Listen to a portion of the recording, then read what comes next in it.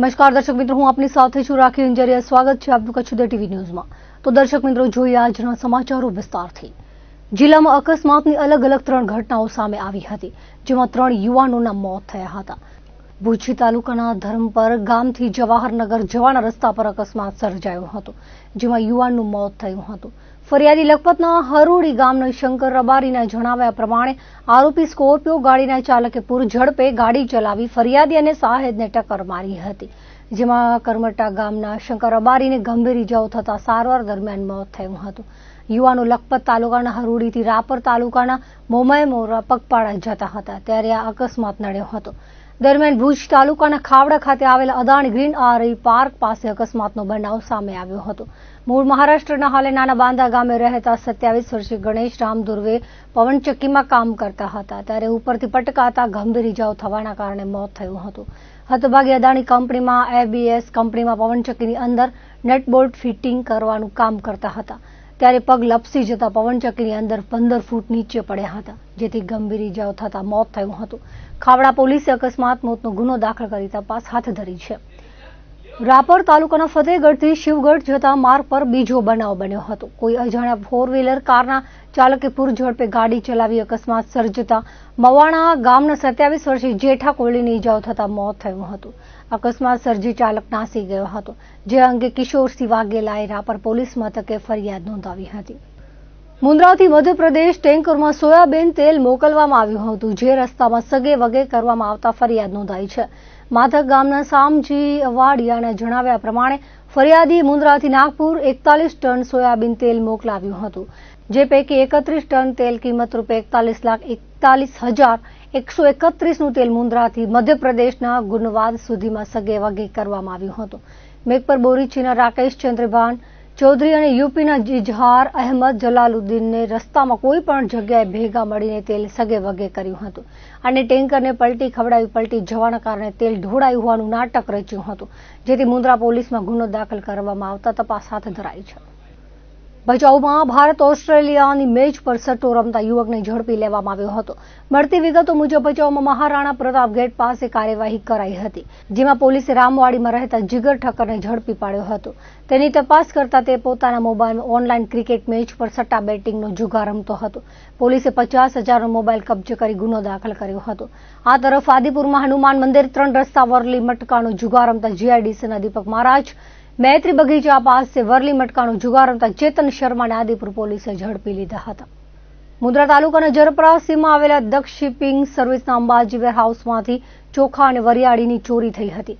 અલગ અલગ પાર્ટીઓ દ્વારા એક્સપોર્ટ કરવા માટે માલ આપવામાં આવ્યો હતો, જે વેરહાઉસમાં રાખવામાં આવ્યો હતો। આ માલ સામાનની ચોરી કરવામાં આવી હતી, જેમાં 12,829 કિલો ચોખા અને 1100 કિલો વરિયાળી મળીને કુલ 10,28,920ની ચોરી થઈ હતી, જે અંગે મુન્દ્રા પોલીસમાં ફરિયાદ થયા બાદ પીઆઈના માર્ગદર્શનમાં ટીમ દ્વારા જરપરા ગામના રમેશ છગન જોગીને પકડી પૂછપરછ કરાઈ હતી, જેમાં તેણે કબૂલાત આપી હતી।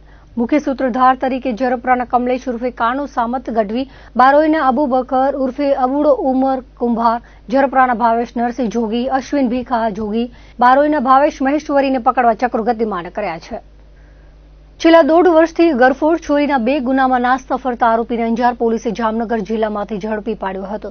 મળતી વિગતો મુજબ પૂર્વ કચ્છ પોલીસ અધિક્ષક દ્વારા નાસ્તા ફરતા આરોપીઓને ઝડપી પાડવા સૂચના અપાઈ હતી, જે મુજબ અંજાર પોલીસને ગરફોડ ચોરીનો આરોપી જામનગરના દ્રોલ પાસે ગોલીટા ગામમાં વાડી વિસ્તારમાં હોવાની બાતમી મળી હતી, જેના આધારે આ ચોરીના આરોપી ચંદુ માનસિંહ માવીને ઝડપી પાડીને આગળની કાર્યવાહી હાથ ધરી છે।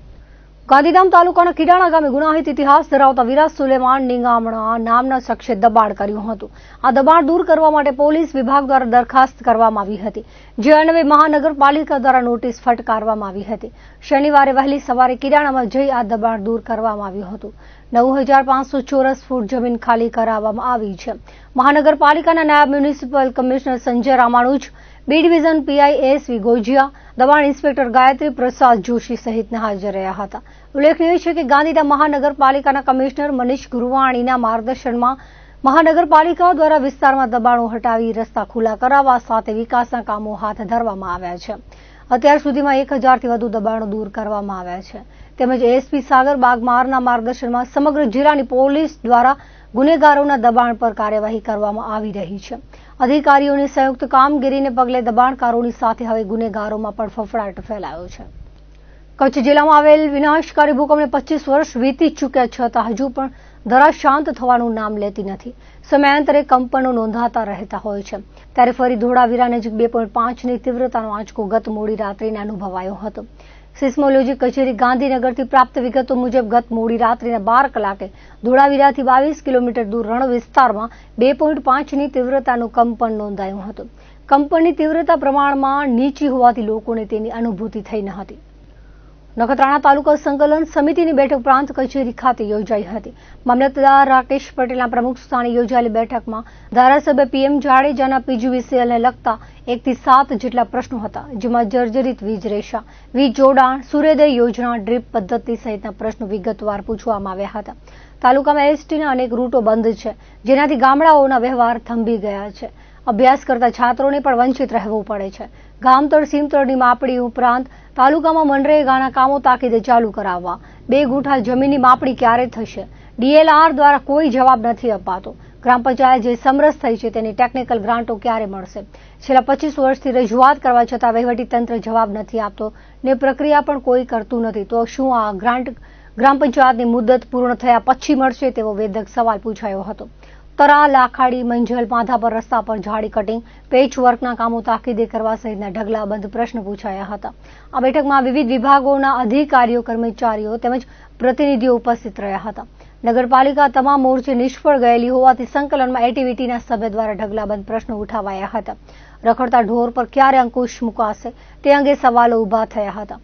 ઉપરાંત રોડ, કેનાલના કામો, જાહેર શૌચાલય, ગંદકી, અનિયમિત પાણી, સફાઈ, વિવિધ વિકાસ કામોના ગુણવત્તા જળવાતી નથી તે સહિતના પ્રશ્ને પૂછાણા લેવાયા હતા. પ્રાંત અને કલેક્ટર આ બાબતે ઝીણવટભરી તપાસ કરે તેવી માંગ કરી હતી. આજે શનિવારે રાપર તાલુકા મામલતદાર કચેરીના પ્રાંગણમાં આવેલ રાપર એરિયા ડેવલપમેન્ટ ઓથોરિટીના સભાખંડ ખાતે રાપર તાલુકા સંકલન સમિતિની બેઠક યોજાઈ હતી. ભચાઉ પ્રાંત અધિકારીના અધ્યક્ષ સ્થાને મળેલી બેઠકમાં વીજ લાઇન, રોડ, જળાશય યોજના સહિત વિવિધ પ્રશ્નો મુદ્દે ચર્ચા વિચારણા કરાઈ હતી. થોરિયારી ગામના વીજ પોલ તેમજ વીજ વાયરિંગ બદલવા, નર્મદા કેનાલ દ્વારા પેટા કેનાલ શરૂ કરવા, બાલાસરી ગામે પીવાના પાણીની તકલીફ દૂર કરવા રજૂઆત કરાઈ હતી.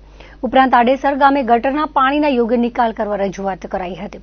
વીજ વાયરના રજૂઆત સંદર્ભે પીજીવીસીએલ બાલાસર દ્વારા કેન્દ્ર સરકારની આરડીએસએસ સ્કીમ હેઠળ રાપર તાલુકાના તમામ ખુલ્લા વાયરોની જગ્યાએ અને જૂના બેઝ કેબલની જગ્યાએ નવા એલટી એરિયલ બેન્ચ કેબલ નાખી આપવામાં આવશે તેમજ વીજ પોલ પણ બદલી આપવામાં આવશે તેમ જણાવવામાં આવ્યું હતું.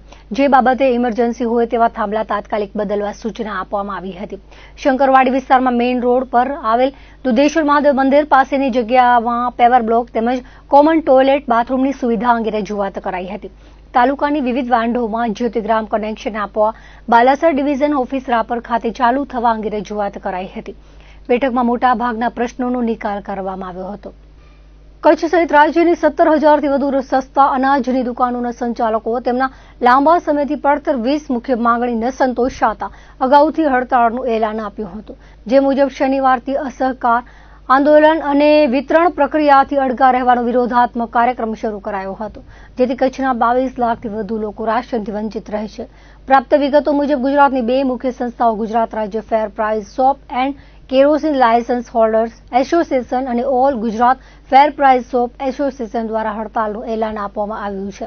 મુખ્ય માંગણીઓમાં કમિશન પ્રતિ કિલોએ ₹3 કરવું, મિનિમમ માસિક કમિશન ₹40,000 કરવું, પરિવારના સભ્યને ઈ પ્રોફાઇલમાં ઉમેરીને તેમના બાયોમેટ્રિકથી લોગિન કરવાની વ્યવસ્થા, વારસાઈ પુનઃસ્થાપિત કરવી, માલઘટનો ઉકેલ, સરકારી તપાસના નિયમોમાં સુધારા વધારા, કમિશનની અનિયમિતતા દૂર કરવી, મેન્યુઅલ રેકર્ડ રજિસ્ટર ફરજિયાત રાખવાના ઠરાવમાં સુધારો કરી તેને મરજિયાત કરવા તે સહિતના મુદ્દાઓ સંદર્ભે આજથી હડતાલનો પ્રારંભ કરવામાં આવ્યો છે.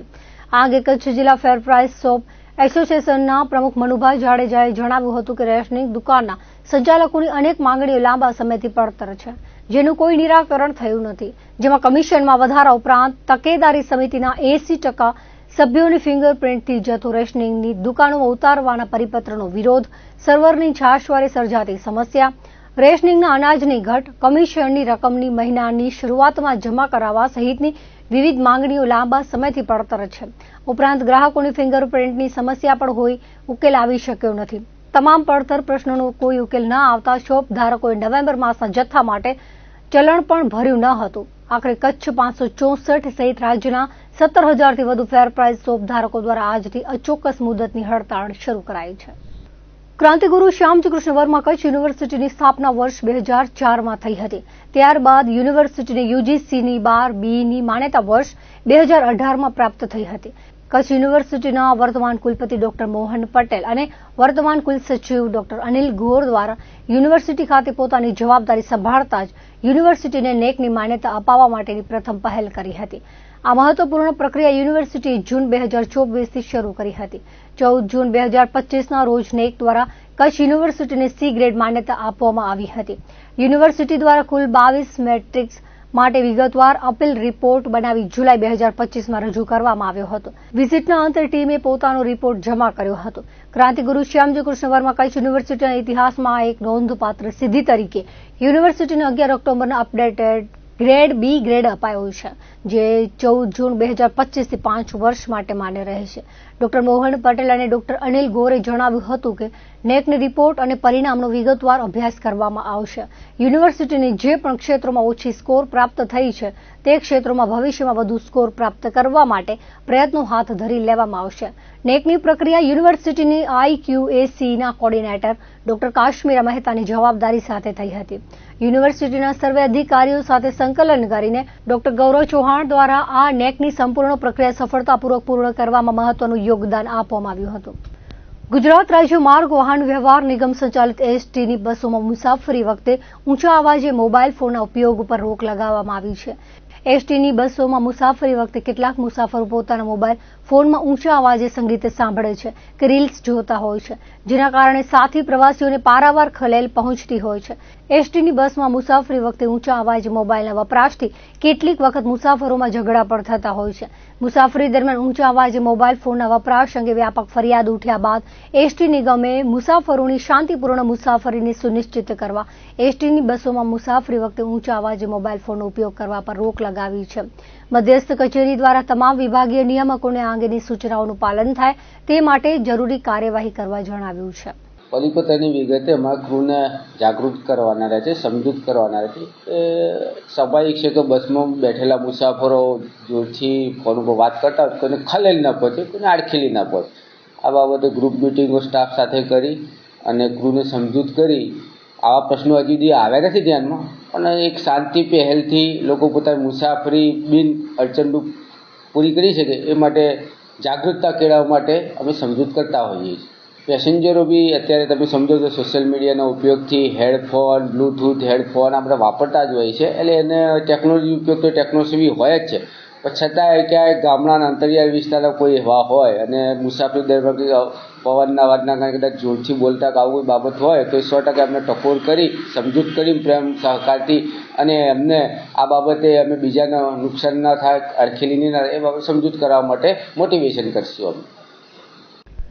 કચ્છમાં પ્રવાસનની સિઝન દિવાળીના વેકેશનના પ્રારંભ સાથે જ શરૂ થઈ ગઈ છે. દેશભરમાંથી હજારો સહેલાણીઓ સરહદી કચ્છ જિલ્લાના પ્રવાસીઓ ઉમટ્યા છે. ત્યારે ભુજનું સ્મૃતિવન દિવાળીના દિવસોથી જ પ્રવાસીઓથી ધમધમી રહ્યું છે. ભુજના સ્મૃતિવનમાં પ્રબંધક મનોજ પાંડેએ જણાવ્યું હતું કે દિવાળીના દિવસોમાં એક સપ્તાહ દરમિયાન 23,500થી વધુ સહેલાણીઓએ સ્મૃતિવન મ્યુઝિયમની મુલાકાત લીધી હતી. દેશના વડાપ્રધાન નરેન્દ્ર મોદીના સ્વપ્ન પરિયોજના સમાન 470 એકર વિસ્તારમાં ફેલાયેલા સ્મૃતિવન અર્થક્વેક મેમોરિયલ એન્ડ મ્યુઝિયમની લોકપ્રિયતા પ્રતિવર્ષ વધી છે. 50 check dam, sun point, Miyawaki forest ઉપરાંત 7 વિવિધ ગેલેરીઓથી સજ્જ સ્મૃતિવન પ્રવાસીઓને અભિભૂત કરી રહ્યું છે. યુનેસ્કો દ્વારા એવોર્ડ મળ્યા બાદ સ્મૃતિવનની લોકપ્રિયતામાં અનેક ગણો વધારો થયો છે. કચ્છના પ્રવાસે આવતા દરેક પ્રવાસીઓ સ્મૃતિવનની અચૂક મુલાકાત લે છે. 2-3 કલાકના વેઇટિંગથી વિચલિત થયા વગર સ્મૃતિવનને નિહાળી નીકળતા પ્રવાસીઓ તેની પ્રશંસા અચૂક કરતા હોય તેવું તેમણે વધુમાં જણાવ્યું હતું. કચ્છના મહારાવ ખેંગારજી ત્રીજા દ્વારા સ્થાપિત કચ્છ મ્યુઝિયમ પણ દિવાળીના તહેવારો દરમિયાન પ્રવાસીઓથી સતત ગાજતું રહ્યું હતું. દિવાળીના પર્વ દરમિયાન અંદાજિત 10,000થી વધુ સહેલાણીઓએ ઐતિહાસિક કચ્છ म्यूजियम की मुलाकात ली दी थी। यह स्मृति वन माननीय प्रधानमंत्री जी के स्वप्न परियोजना है। अभी जैसे हर साल की अपेक्षा ये सीजन चलता है और दिवाली के सीजन से लेकर के आज तक इस स्मृति वन की लोकप्रियता समाज में, देश में बढ़ती जा रही है। भारत के हर एक कोने से लोग यहाँ पे आ रहे हैं और स्मृति वन को जिस तरीके से बनाया गया है, यहाँ पूरा 470 एकड़ में फैला हुआ 50 चेक डैम, सन पॉइंट, सोलार पैनल और 2000 गाड़ियों की पार्किंग व्यवस्था, और यहाँ का जो संग्रहालय 7 गैलरियों का है, इंडिया का पहला ऐसे म्यूजियम है जिसको यूनेस्को अवार्ड से सम्मानित किया गया है। एशिया का लार्जेस्ट सिमुलेटर है, एशिया का लार्जेस्ट मियावाकी फॉरेस्ट है। इसकी लोकप्रियता लोगों को इतना लुभा रही है कि लोग यहाँ आने के बाद 2-2 घंटा, 3-3 घंटा वेटिंग करके भी इस संग्रहालय को देख के जा रहे हैं। यह संग्रहालय आज हर एक व्यक्ति के जुबान पे ऐसा है कि वो कहते हैं कि बहुत अच्छा, बहुत बढ़िया, इतना सुंदर बनाया गया है, इतना सुंदर परिचालन इसका किया जा रहा है, साफ सफाई, हर एक चीज को लेकर के लोग बहुत खुश हैं। यहाँ पे काफ़ी सुविधाएं भी हैं, जैसे पार्किंग की सुविधा है, कैफ़े है, चाय पानी नाश्ता करने की सुविधा, रेस्टोरेंट है, खाने पीने की सुविधा है, यहाँ अच्छी सी लाइब्रेरी है, यहाँ बहुत बढ़िया शॉप है, यहाँ किड प्ले एरिया है, कॉन्फ्रेंस रूम है, ऑडिटोरियम है। इन सारी व्यवस्थाओं से सुसज्जित यह स्मृति वन लोगों के बहुत लुभा रहा है, बहुत आनंद आ रहा है।